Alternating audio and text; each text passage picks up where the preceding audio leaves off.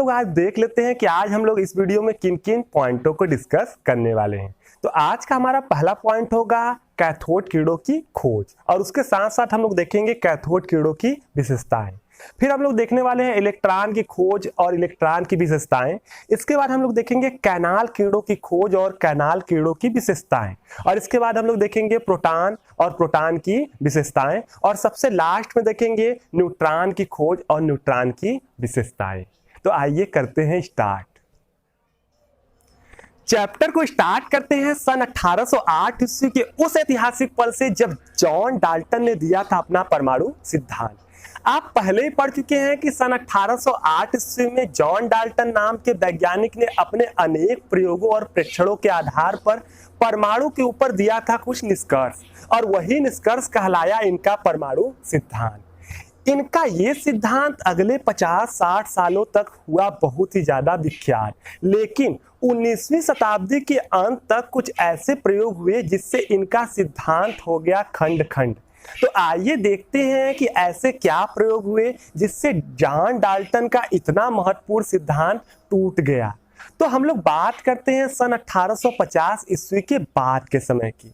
1850 ईस्वी के बाद के समय में जितने भी वैज्ञानिक थे उनके बीच होड़ मच गई विद्युत विसर्जन नलिका में प्रयोग करने की। अब ये विद्युत विसर्जन नलिका क्या होता है? तो विद्युत विसर्जन नलिका एक कांच की बहुत ही ज्यादा मजबूत इस तरह की नली होती थी। एक कांच की नली होती थी और इस नली में लगे होते थे 2 इलेक्ट्रोड। अब ये इलेक्ट्रोड क्या होते हैं आप सबको मालूम होगा। अगर नहीं मालूम होगा तो समझ लीजिए कि 2 धातु के आप ले सकते हैं 2 धातु के तार, और इन्हीं तारों को इलेक्ट्रोड कहते थे। यानी कोई भी धातु की प्लेट लगा दिए वो होता था इलेक्ट्रोड। और ये एक कांच की नली होती थी, बहुत ही पावरफुल कांच की नली होती थी। इसको कहते थे विद्युत विसर्जन नलिका। और यहाँ पर जो है, यहाँ पर इसमें एक छिद्र होता था जिससे इसके अंदर का प्रेशर कंट्रोल किया जाता था। अब इसमें 2 इलेक्ट्रोड होते थे। अब एक इलेक्ट्रोड को हम मान लेते हैं कि ये था कैथोड, और दूसरे इलेक्ट्रोड को मान लेते हैं कि ये था एनोड। तो ये आपका विद्युत विसर्जन नलिका हो गया। और 1850 ईस्वी के बाद के समय में जितने वैज्ञानिक थे सब इसी के अंदर जो है प्रयोग करना स्टार्ट कर दिए। एक ट्रेंड बन गया कि हम भी इसके अंदर प्रयोग करेंगे। तमाम वैज्ञानिक थे, माइकल फैराडे हो गया, विलियम क्रूक्स हो गए, जूनियर प्लकर हो गए, गोल्ड स्टीम हो गए, सभी लोग इसके अंदर प्रयोग कर रहे थे। पूरे विश्व के कोने कोने के वैज्ञानिक इसी के अंदर प्रयोग कर रहे थे। तो एक वैज्ञानिक थे जे जे थॉमसन। जे जे थॉमसन ने सोचा जब सभी लोग प्रयोग कर रहे थे तो हम भी करेंगे, और उन्होंने भी स्टार्ट किया इसके अंदर प्रयोग करना। और उन्होंने किया क्या कि उन्होंने ये आपका जो है विद्युत विसर्जन नलिका लिया और यहाँ एक लगा दिया वैक्यूम पंप। वैक्यूम पंप मतलब हवा खींचने वाला पंप, एक तरह से आप समझ सकते हैं। और यहाँ से इन्होंने हवा को खींचा। आप जब कहीं से हवा खींचेंगे तो वहां का प्रेशर क्या हो जाएगा? कम हो जाएगा। देखिए कहीं पर भी जो प्रेशर लगता है, जो चारों तरफ हमारे प्रेशर लगा है, वो वायु के कारण है। वायु मतलब जैसे हमारे ऊपर प्रेशर लगा है तो चारों ओर वायु है, तो जो हवा होता है वायु वो प्रेशर लगाती है। तो प्रेशर लगाती है, जैसे हमारे बाहर का जो प्रेशर है वो है 760 mmHg। इतना प्रेशर वायु हमारे ऊपर हमेशा लगाती है। तो इसके अंदर भी उतना प्रेशर था, लेकिन उन्होंने इसके अंदर से वायु जो गैस थी उसको निकालना स्टार्ट कर दिया, और इतना गैस निकाल दिया, इतना गैस निकाल दिया कि यहाँ का प्रेशर केवल उन्होंने छोड़ा जो है 10⁻³ mmHg। यानी दूसरे भाषा में बोले तो 0.001 mmHg। अब आप सोच सकते हैं कि यहाँ का प्रेशर कितना कम हो गया। यहाँ बहुत ज्यादा प्रेशर कम हो गया, बहुत ही लो प्रेशर हो गया। अब लो प्रेशर आप समझ सकते हैं कि इतना प्रेशर बाहर रहता है, लेकिन यहाँ इतना प्रेशर मतलब सारा गैस निकाल दिया। बहुत थोड़ा सा नाम मात्र का यहाँ समझ लीजिए गैस था, बहुत ही ज्यादा कम। इतना करने के बाद इन्होंने यहाँ पर लगा दिया हाई वोल्टेज, उच्च विभव लगा दिया, हाई वोल्टेज। ये इन्होंने लगाया हाई वोल्टेज, और हाई वोल्टेज लगा के यहाँ करंट फ्लो किया। कितना हाई वोल्टेज लगाया? लगभग 10,000 वोल्ट के आसपास। आज समझ सकते हैं आप कि 10,000 वोल्टेज मतलब बहुत हाई वोल्टेज हो गया। इतना वोल्टेज करंट लगाया, और लगाने के बाद इसमें करंट फ्लो कराना चाहा। और जब इन्होंने ये वोल्टेज लगा के करंट फ्लो कराया तो ये आश्चर्य में पड़ गए क्यों? क्योंकि यहाँ पर करंट फ्लो हो गया। अब आप सोचिए, आप भी आश्चर्य में पड़ जाते हैं, क्योंकि आप जानते हैं कि अगर करंट एक इलेक्ट्रोड से दूसरे इलेक्ट्रोड जाना चाहिए तो उसके बीच में कोई माध्यम होना चाहिए, यानी यहाँ तार से जुड़ा होना चाहिए, या हो सकता है बीच में कोई और माध्यम चाहिए, लेकिन यहाँ तो कोई माध्यम ही नहीं था, अपने आप करंट यहाँ से यहाँ जा रहा है। अब जब अपने आप करंट यहाँ से यहाँ जा रहा है तो कोई भी आश्चर्य में पड़ जाएगा। तो जे थॉमसन भी आश्चर्य पड़ गए और आश्चर्य पड़ के यहाँ देखने लगे कि अरे यहाँ हो क्या रहा है। तो जब ध्यान से उन्होंने निरीक्षण किया तो पाया कि कुछ अदृश्य किरणें इस कैथोड से निकलकर इस एनोड की तरफ जा रही हैं।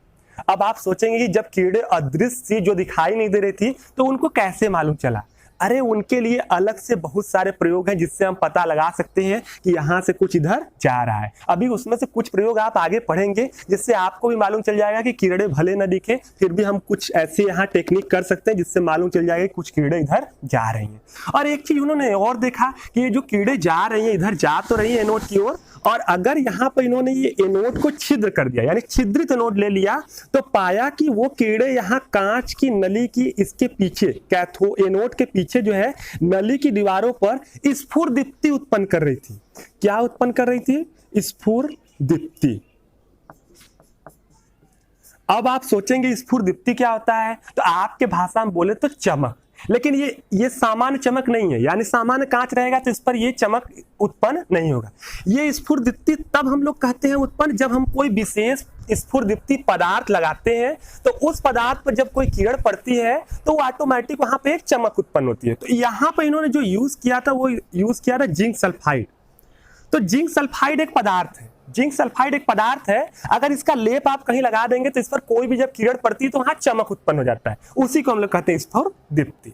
तो यहाँ स्फुरदीप्ति उत्पन्न हुई जब एनोड में छेद कर दी, तो अब यहाँ पर इनको कंफर्म हो गया कि ये कैथोड से कुछ किरणें इधर निकल के आ रही हैं और छेद करने पर यही पीछे जाके स्फुरदीप्ति जो है उत्पन्न कर रही है। और इसके बाद इन्होंने आगे तमाम और भी प्रयोग किए जो हम लोग देखेंगे। उससे पहले हम लोग देखते हैं कि जब इनको मालूम चला कि ये किरणें जो है कैथोड से निकल के इस साइड जा रही हैं, इसी कारण इन्होंने जो ये किरणें थी इसका नाम रख दिया कैथोड किरणें।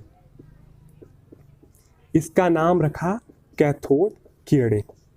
कैथोड किरणें इसका नाम रख दिया और बताया ये कैथोड से निकल रही हैं, इसी कारण हमने इसका नाम रखा है कैथोड किरणें। ये प्रयोग कब हुआ था? तो ये जो प्रयोग हुआ था ये जे थॉमसन ने किया था सन 1897 ईस्वी में। इस समय किया था, यानी 19वीं शताब्दी के लास्ट में, सन 1897 ईस्वी में ये प्रयोग इन्होंने किया। ये प्रयोग करने के बाद जैसे ही कैथोड किरण की खोज हुई, अब इन्होंने कैथोड किरण पर अनेक प्रयोग करने लगे। ये भी किए, कई और भी वैज्ञानिक किए, और करने के बाद कैथोड किरणें की तमाम विशेषताएं निकलकर सामने आई कि कैथोड किरणों में क्या क्या गुण होते हैं। तो चलिए हम लोग भी कुछ प्रयोग देख लेते हैं और इसके सारी विशेषताओं को देख लेते हैं। पहला इन्होंने प्रयोग क्या किया कि पहला इन्होंने ये जो कैथोड किरणें थी इसके बीच में जो है एक वस्तु रख दिया, एक अपारदर्शी वस्तु रख दिया, यानी कि अपारदर्शी वस्तु जिसमें से प्रकाश आर पार न जाए। तो इन्होंने जब अपारदर्शी वस्तु इसके बीच में रखा तो पाया कि इसका जो वस्तु है उसका ठीक छाया उसके पीछे पड़ा, और जैसे ही छाया पीछे पड़ा तुरंत निष्कर्ष निकल गया कि कैथोड किरणें साधारण प्रकाश की भांति सीधी रेखा में चलती है। देखिए छाया कब कोई पड़ता है, जैसे हमने यहाँ ले लिया कोई वस्तु और इसका छाया जो है इधर से प्रकाश आ रहा है और उसका छाया ठीक इसके पीछे पड़ा, तो हम लोग तुरंत बता सकते हैं कि जो यहाँ से किरणें थी वो सीधी रेखा में गई, तभी इतनी दूर की किरणें रुक गई और यहाँ पर पड़ गए छाया। अगर कोई किरण टेढ़ी रेखा में ऐसे चलती है तो यहाँ भी प्रकाश पहुंच जाएगा और छाया नहीं होगा। छाया बनने का साफ साफ मतलब है कि किरणें जाती हैं सीधी रेखा में। तो वस्तु रखा, पीछे छाया बनी, तुरंत उन्होंने बताया कि कैथोड किरणें चलती हैं सीधी रेखा में। यानी कैथोड किरणों का पहला गुण क्या है कि ये प्रकाश की भांति चलती हैं सीधी रेखा में। दूसरा इन्होंने क्या किया कि यहाँ पर एक हल्का पहिया लगा दिया, इस बीच में इन्होंने लगा दिया एक हल्का पहिया, ये बहुत ही ज्यादा हल्का पहिया लगा दिया। और जब पहिया लगाया तो पाया कि ये जैसे ही कण यहाँ पर ये विद्युत विसर्जन स्टार्ट किए, ये पहिया घूमने लगा। अब इस तरह घूम रहा था, अब इनको लगा कि पहिया घूम क्यों रहा है, यहाँ तो कुछ है नहीं, ऊपर से हम बंद किए इसको, हवा भी नहीं है। तो पहिया जब घूमने लगा तो इन्होंने ये निष्कर्ष निकाला कि कैथोड किरणें आई हैं और वही इससे टकराई हैं और पहिया घूम गया। लेकिन आप जानते हैं कि किसी ऊर्जा के टकराने से पहिया नहीं घूम सकता। यानी अगर प्रकाश, आप सूर्य का प्रकाश आ रहा है, बीच में पहिया रखेंगे तो कभी पहिया नहीं घूमेगा, क्योंकि जो सूर्य का प्रकाश एक प्रकार की एनर्जी है। तो यहाँ पहिया घूमने के लिए क्या चाहिए? गतिज ऊर्जा। और गतिज ऊर्जा आपको तभी मिलेगा जबकि जो भी आपका पदार्थ जो आ रहा है उसमें द्रव्यमान हो। यानी कहने का मतलब निष्कर्ष निकल गया कि कैथोड किरणों में द्रव्यमान है। द्रव्यमान का मतलब कैथोड किरणें क्या है? द्रव्य है। द्रव्य का मतलब कि ये कणों से बनी है। सिंपल सी बात है, ऊर्जा जो होता है वो आपका कणों से नहीं बना होता, लेकिन ये इसको हिला रहे हैं मतलब इसमें कणों में द्रव्यमान है, इसमें जो भी है द्रव्यमान है। और द्रव्यमान होने का मतलब ये एक प्रकार का द्रव्य है, यानी कणों से मिलके बना है। तो अगला निष्कर्ष निकला कि कैथोड किरणों में गतिज ऊर्जा होती है, मतलब कि ये छोटे छोटे कणों से मिलके बनी होती हैं। तो अगला दूसरा निष्कर्ष है उसकी विशेषता कैथोड किरणों की, कैथोड किरणें कणों से मिलके बनी होती हैं, अत्यंत सूक्ष्म कणों से मिलके बनी होती है। तीसरा इन्होंने देखा क्या कि यहाँ पर क्या किया कि इलेक्ट्रिक फील्ड उत्पन्न कर दिया। एक तरफ इलेक्ट्रिक फील्ड उत्पन्न किया जो है माइनस, और एक तरफ उत्पन्न कर दिया प्लस। और जब ऐसा किया तो पाया कि ये किरणें इस साइड मुड़ गई, ऐसे मुड़ गई। अब ऐसे मुड़ने का क्या मतलब है? कोई भी कण प्लस की ओर कब मुड़ेगा? जाहिर सी बात है जब वो कैसा हो? माइनस हो। तुरंत तीसरा निष्कर्ष निकल गया कि इसमें जो कण है वो है ऋणावेशित, यानी ये जो है ऋणावेशित कणों से मिलके बना है। यानी तीसरा निष्कर्ष इसकी विशेषता कि कैथोड किरणें जो होती हैं वो ऋणावेशित कणों से मिलके बनी होती हैं। अब यहाँ पर इतने सारे निष्कर्ष, इसके बाद और भी प्रयोग हुए और भी निष्कर्ष हुए जो हम आपको डायरेक्टली बता रहे थे। अगला देखिए क्या निष्कर्ष निकला कि ये किरणें कांच की नली की दीवारों पर प्रतिदीप्ति उत्पन्न करती हैं, ये इसका विशेषता था। अगला कैथोड किरणें धातु की पन्नी को बेधकर आर पार निकल जाती हैं, यानी बीच में कोई पतली की धातु की पन्नी रखते थे तो उसको पार कर जाती थी निकल के। अगली विशेषता जो है वो है कैथोड किरणें फोटोग्राफिक प्लेट को प्रभावित करती थी। फोटोग्राफिक प्लेट क्या होता था कि पहले के जमाने में फोटो बनाने के लिए एक प्लेट होती थी, उसी को फोटोग्राफिक प्लेट कहते थे, और प्रकाश द्वारा वो प्लेट प्रभावित होता था। तो कैथोड किरणें भी उसको प्रभावित कर रही थी। अगला विशेषता जो था कि कैथोड किरणें धातु की पतली पन्नी से टकराकर ताप दीप्ति उत्पन्न करती थी। यानी पतली पन्नी अगर हम रख दें तो जब उससे टकराती थी तो गर्म हो जाता था। क्यों गर्म होगा? जाहिर सी बात है भाई, इसमें कण है, गति से जाएंगी टकराएंगी तो गर्मी तो उत्पन्न होगी। अगला, ये उच्च गलनांक की धातु से टकराकर एक्स किरणें उत्पन्न करती थी। यानी कैथोड किरणें जो थी अगर कोई उच्च गलनांक की धातु है उससे अगर टकरा जाए तो वहां पर एक्स किरणें निकलती थी। आज भी आप देखते हैं कि जो आपका एक्सरे मशीन होता है, जहां एक्सरे मशीन, जहां आप देखते हैं एक्सरे कराने जाते होंगे या कहीं देखे होंगे एक्सरे होते हुए, तो वहां पर आप पाते होंगे कि वहां पर एक प्रकार का ट्यूब ही होता है। तो उस ट्यूब के अंदर यही वो ट्यूब होता है, विद्युत विसर्जन ट्यूब, और वहां भी हाई वोल्टेज पर करंट प्रोवाइड करते हैं जिससे वहां भी आपका कैथोड किरणें निकलती हैं और किसी उच्च धातु से टकरा के वहां एक्स किरणें निकलती हैं। तो उसका प्रयोग आज भी होता है। तो इस तरह आपने देख लिया कैथोड किरणों की ढेर सारी विशेषताएं। आगे चलते हैं। अब इसके बाद जब इतनी विशेषताएं मिल जाए तो आप देखते हैं कि जे थॉमसन ने आखिर क्या निष्कर्ष निकाला। तो जे थॉमसन ने अपना फाइनल निष्कर्ष ये निकाला कि कैथोड किरणें अच्छा, ये देखिए फाइनल निष्कर्ष से पहले एक चीज और देख लीजिए। क्या देख लीजिए कि जे थॉमसन ने यहाँ पे इलेक्ट्रोड की धातु को बदल दिया। जैसे अभी एल्युमिनियम लगाया था तो उसमें लोहा लगा दिया, फिर कॉपर लगाया, फिर ऐसे ऐसे सभी धातु को बदला, और यहाँ जो गैस भरा था उसको भी चेंज कर दिया। हर बार चेंज किया, हर बार सब कुछ चेंज किया, लेकिन उनको एक ही निष्कर्ष निकला। मतलब क्या निष्कर्ष निकला कि हर बार इलेक्ट्रोड चेंज करने के बाद भी जो कैथोड किरणें निकली उनके गुण जो थे वो सेम थे। यानी कि यहाँ पर जो कण थे उनकी प्रकृति सेम थी, बदलती नहीं थी कि यहाँ चाहे कॉपर यूज करें चाहे एल्युमिनियम यूज करें, जो निकलने वाले कण हैं वो बिल्कुल एक जैसे थे। तो इसके बाद जो जे थॉमसन से उन्होंने क्या निष्कर्ष निकाला? उन्होंने यही निष्कर्ष निकाला कि कैथोड किरणें छोटे छोटे अति सूक्ष्म ऋणावेशित कणों से मिलके बनी है, और ये सभी जो है कि सभी प्रकार के धातु के इलेक्ट्रोडों से एक ही प्रकार की ये कण जो है प्राप्त हो रहे हैं। इसका मतलब कि ये कण सभी प्रकार के तत्वों में पाए जाते हैं। यानी एक प्रकार ये क्या है? मौलिक कण है।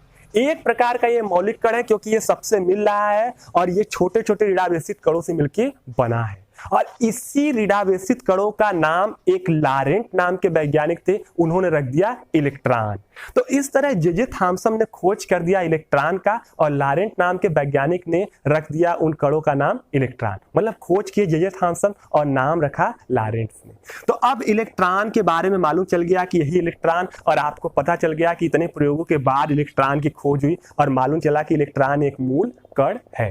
तो चलिए देख लेते हैं। इलेक्ट्रॉन तो मालूम चल गया, अब इलेक्ट्रॉन की परिभाषा देना है तो सिंपल कह सकते हैं कि इलेक्ट्रॉन जो है सभी परमाणुओं का वह मौलिक कण है जिस पर इकाई ऋणावेश होता है, या सभी परमाणुओं में पाया जाने वाला एक मौलिक कण है जिस पर इकाई ऋणावेश होता है, यानी एक यूनिट का इस पर ऋणावेश होता है और सभी में वो पाया जाता है।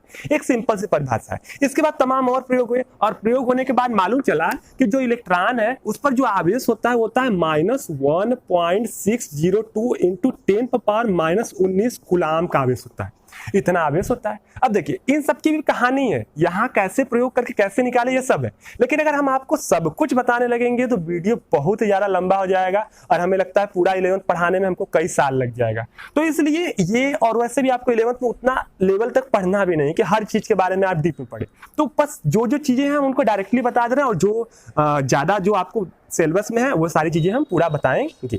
तो यहाँ पर देखिए पाया गया कि इलेक्ट्रॉन पर इतना आवेश है। इसके बाद इलेक्ट्रॉन का द्रव्यमान निकाला गया तो पाया गया उसका द्रव्यमान बहुत कम है, 9.109 इंटू 10⁻⁻28 ग्राम पाया गया।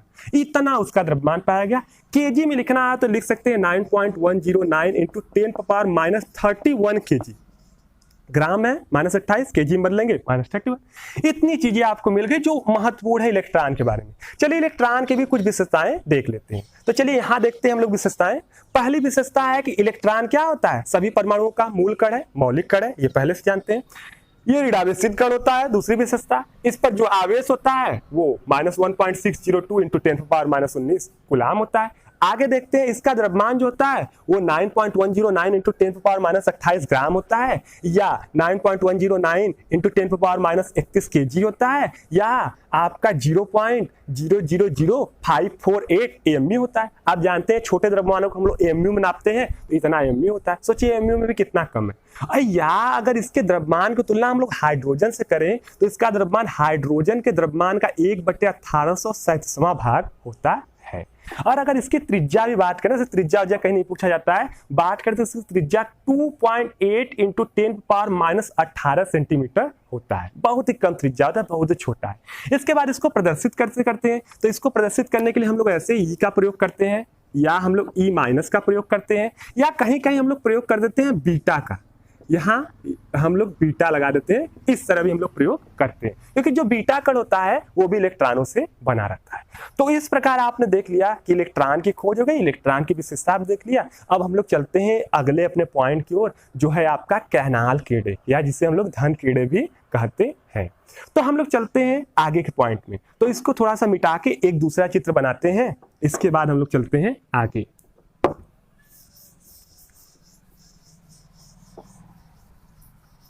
अब देखिए हमने यहाँ पर एक और विसर्जन नलिका बना दिया। अब जब सभी वैज्ञानिक इसके अंदर प्रयोग कर रहे थे तो एक वैज्ञानिक थे गोल्ड स्टीन, और गोल्ड स्टीन भी सन 1886 ईस्वी में इसी के अंदर जो है प्रयोग कर रहे थे। और उन्होंने प्रयोग क्या किया, देखिए ये जे थॉमसन से पहले की बात है, क्योंकि जे थॉमसन सन 1857 में प्रयोग किए थे और ये 1886 की बात है। और 1886 में ये भी प्रयोग कर रहे थे। इन्होंने भी क्या किया, यहाँ से गैसों को निकाल दिया बाहर, और गैसों को मतलब बहुत ज्यादा नहीं, मतलब काफी गैसों को निकाल दिया बाहर, और इतना गैसों को बाहर निकाला और निकाल के इसका दाब जो है कम कर दिया, यानी यहाँ पर लो प्रेशर कर दिया, बहुत ही कम कर दिया दाब, जैसे जे थॉमसन ने किया था। और इसके बाद यहां लगा दिया हाई वोल्टेज, उच्च विभव लगा दिया हाई वोल्टेज। और इस बार हाई वोल्टेज लगाने के बाद इन्होंने क्या किया था कि इन्होंने ये दो चीजें ले लेते हैं, एक ले लेते हैं कैथोड और एक इलेक्ट्रोड ले लेते हैं एनोड। तो ये तो आप पहले से जानते हैं कि दो इलेक्ट्रोड होते हैं विद्युत विसर्जन नलिका में। लेने के बाद इन्होंने कैथोड छिद्रित ले लिया, यानी इस बार इनके कैथोड में क्या थे, छिद्र थे। इनके कैथोड में छोटे छोटे जो थे होल थे, छिद्र थे। ऐसा इन्होंने कैथोड लिया, छिद्रित कैथोड लिया। ये मान लेते हैं, इस तरह से कैथोड मान लेते हैं, और इसमें मान लेते हैं कि छिद्रित कैथोड लिया। और जब छिद्रित कैथोड लेके इन्होंने विद्युत विसर्जन किया तो विद्युत विसर्जन होने लगा, यानी विद्युत धारा प्रवाहित होने लगी।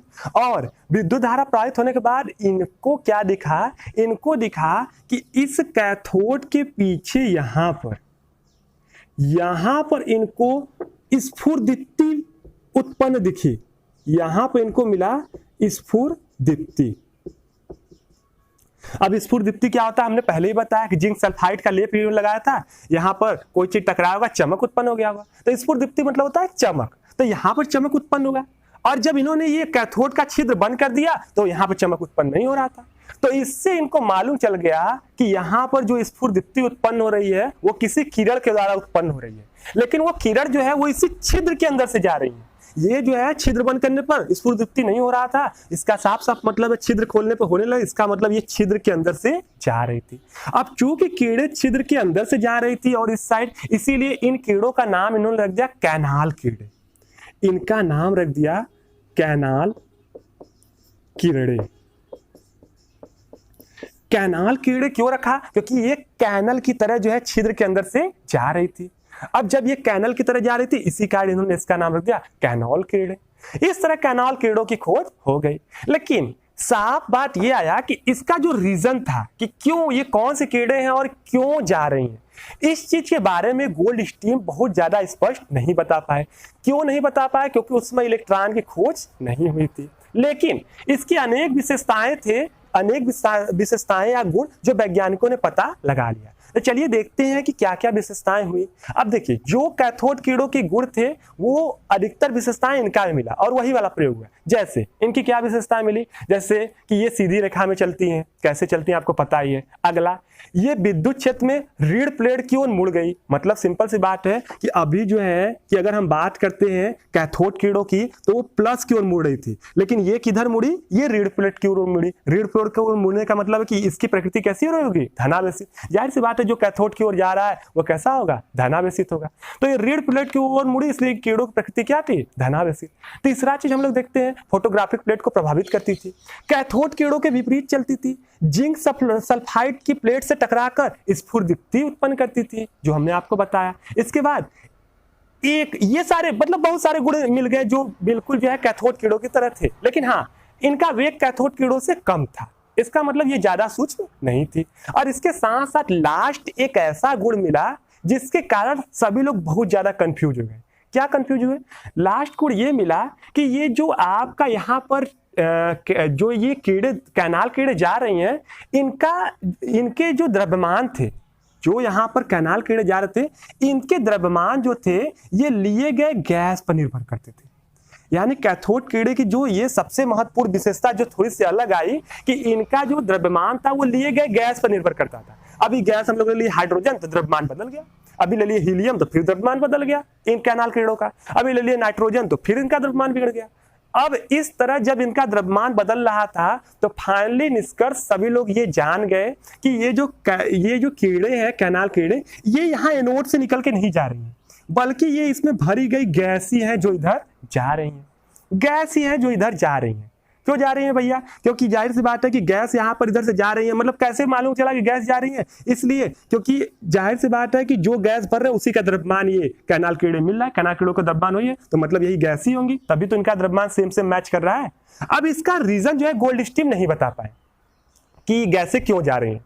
लेकिन जब सन 1897 ईस्वी में 97 ईस्वी में जे थॉमसन ने इलेक्ट्रॉन का खोज कर दिया तो इसका रीजन भी बड़ा साफ सभी वैज्ञानिकों ने पता लगा लिया। तुरंत पता चल गया कि आखिर क्यों ये कौन से कीड़े जा रही हैं और क्यों जा रहे हैं। देखिए रीजन क्या लगाया गया, रीजन तुरंत मालूम चला कि जो सभी परमाणु होते हैं उसमें इलेक्ट्रॉन होता है जो ऋणावेशित होता है। तो लोगों ने क्या बताया कि इतने हाई वोल्टेज पर जो यहाँ पर गैस भरी थी उस गैसों के कुछ इलेक्ट्रॉन जो होते हैं ये एनोड खींच लेता है। देखिए एनोड की प्रकृति प्लस होती है, कैथोड की होती है माइनस जब हम विद्युत विसर्जन करते हैं।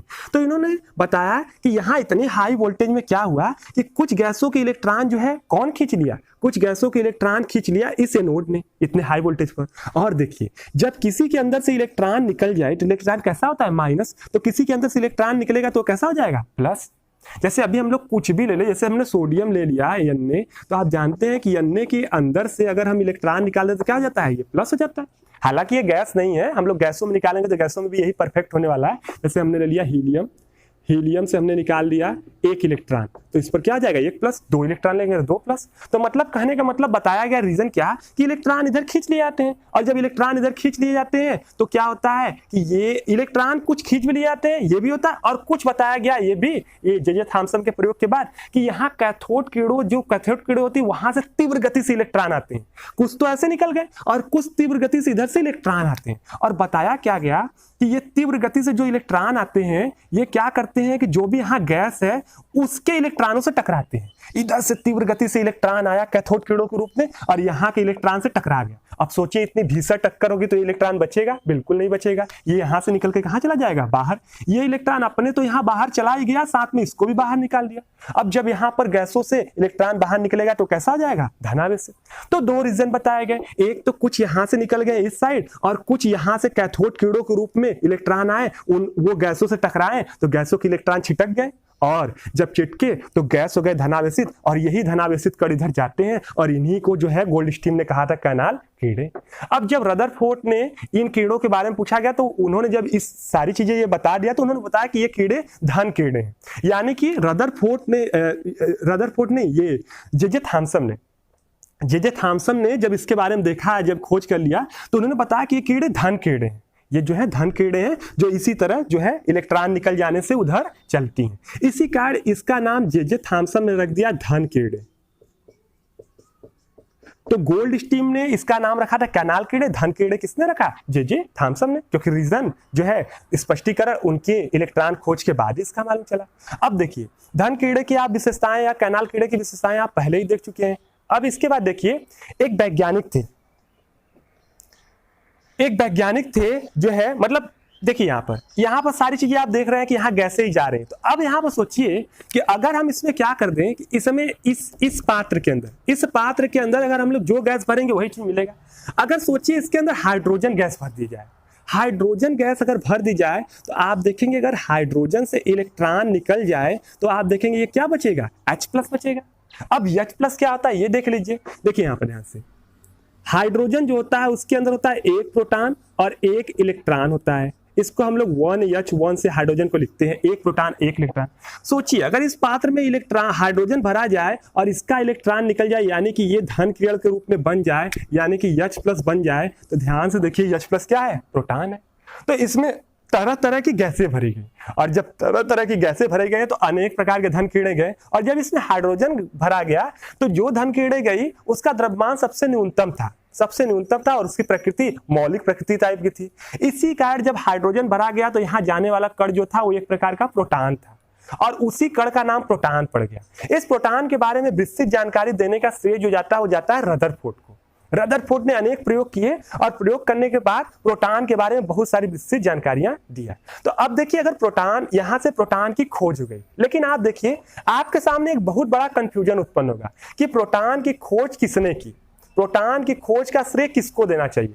रदरफोर्ड ने इसके बारे में बहुत कुछ बताया, इसलिए हम लोग मानते हैं या आपको अनेक बुकों में लिखा हुआ मिलेगा कि प्रोटॉन की खोज किया रदरफोर्ड ने।